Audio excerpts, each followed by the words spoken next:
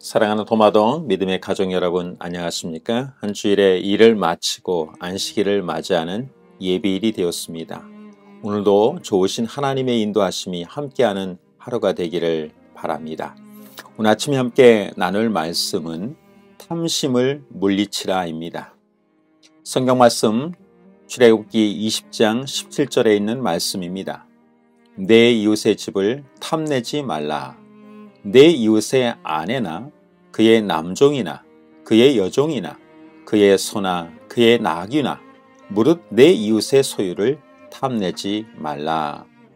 십계명의 10번째 계명은 이웃의 소유를 탐내지 말라는 것입니다. 이 계명은 8째 계명 도둑질하지 말라는 계명의 보충이며 다른 9가지 계명을 범하는 뿌리가 되는 탐심에 관한 것입니다. 인류가 범한 최초의 죄도 그 탐심 때문이었습니다. 선악을 알게 하는 나무의 열매가 하와의 눈에 너무나 탐스럽게 보였습니다. 탐심으로 인하여서 자신과 가족들을 멸망에 빠뜨린 자가 있습니다. 바로 아간입니다. 여호수아 7장 21절입니다. 내가 노략한 물건 중에 시날산의 아름다운 외투 한 벌과 은 200세겔과 그 무게가 50세겔 되는 금덩이 하나를 보고 탐내어 가졌나이다. 보소서 이제 그 물건들을 내 장막 가운데 땅속에 감추었는데 은은 그 밑에 있나이다 하더라. 아간이 여호수아에게 자신의 범죄 사실을 고백합니다. 여리고는 가나안의 첫 성으로 하나님의 능력으로 정복되었습니다. 여리고성을 정복할 때 그 성 안에 어떤 것도 개인적으로 취하지 말라고 하나님께서 명령하셨습니다. 앞으로 가나안을 정복해가는 과정에서 모든 백성들이 이기심, 탐심을 가진다면 어떤 일이 벌어지겠습니까? 하나님께서는 이 모든 일을 주관하고 계시며 엄격한 질서 위에 모든 것이 진행되어야 했습니다. 누구도 탐심으로 인하여 영혼을 잃어버리지 않도록 하나님께서 교육하고 계셨습니다. 하지만 그 일에 있어서 오직 한 사람, 아간이 실패를 했습니다. 아간의 실패는 한 사람의 실패로 끝나지 않고 모든 이스라엘의 실패로 이어졌습니다. 탐심의 결과가 얼마나 큰지를 볼 수가 있습니다. 아간이 말합니다. 내가 시날산의 아름다운 외투와 은과 금을 보고 탐내어 가졌습니다. 견물생심이라는 말이 있습니다. 계속 바라보면 가지고 싶은 마음이 생기는 것입니다. 아간은 가질 수 없는 것을 바라보았고 결국에 탐심이 생겨 결국에는 취하여 숨겼습니다. 그것을 사용해 보지도 못했습니다. 입어보지도 못했습니다. 취하여 땅속에 감추어 두었습니다. 그리고 아간은 그 결과로 생명을 포함하여 자신의 모든 것, 가족까지도 모든 것들을 다 잃어버리게 되었습니다. 부조와 선지자 496쪽입니다. 아간을 파멸시킨 무서운 죄는 모든 죄 중에 가장 흔하고 가장 경히 여겨지고 있는 탐욕에서 기인되었다. 다른 죄들은 조사하여 형벌하는 반면에 10째 계명을 유린한 죄는 좀채로 비난조차 받지 않는다. 이 죄가 얼마나 흉악하며 그 결과가 얼마나 무서운 것인가에 대하여는 아간의 역사에서 배울 수가 있다.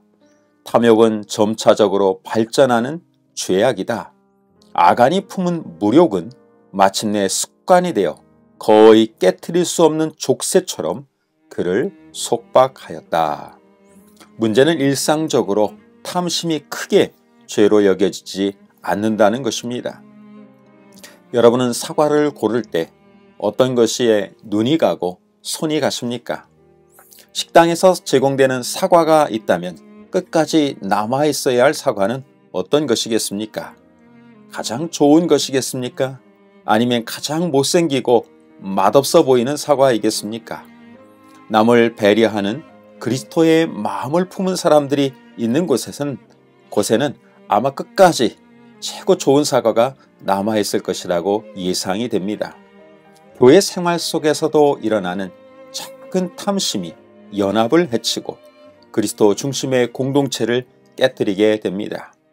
우리는 모든 면에 있어서 나보다 다른 사람들을 배려하는 이기심 없는 사랑을 실천해야 할 것입니다.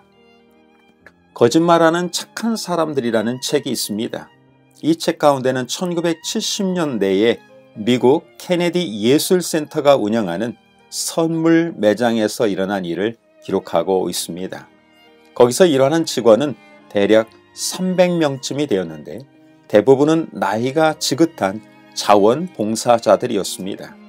이 매장에는 금전 등록기가 없었고 대신에 물건을 팔게 되면 그 현금을 담아두는 현금 상자만 있었습니다.